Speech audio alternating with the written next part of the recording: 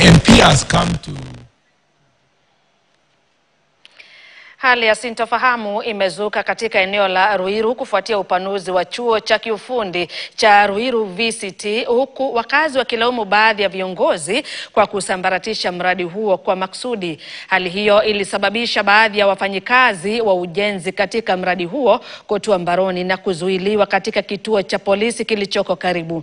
Mwakilishi wadi wa eneo hilo Kimani Wanduta, ambaye aliwaongoza wakazi kujenga uzio eneo la ujenzi wa chuo hicho, amewanyoshea kidole cha lawama baadhi ya wanasiasa wa eneo hilo wanaopinga mradi ambao serikali ya kaunti hiyo ulipanga kuanzisha katika sehemu hiyo ya ardhi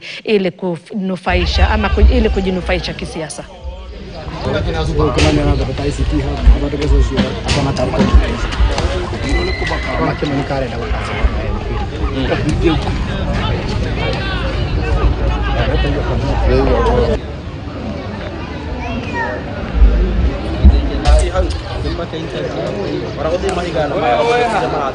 Huu mradi ambao mnaona hapa ambao tumetengeneza Cabro shed, tunataka tulete Cabro machine ambayo tutaleta vijana, wavulana na wasichana waweze kupatiwa skills wa kutengeneza Cabros na vile vile tuweze kuajiri.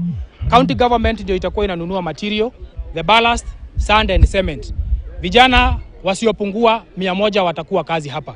Na tukiendelea tutaendelea kukua, tunaongezea idadi ya wale vijana. Vijana tukiweza kuchukua vijana kama hao, tuwaondoe kwa zile pombe haramu ambazo zinatumiwa kule vijijini.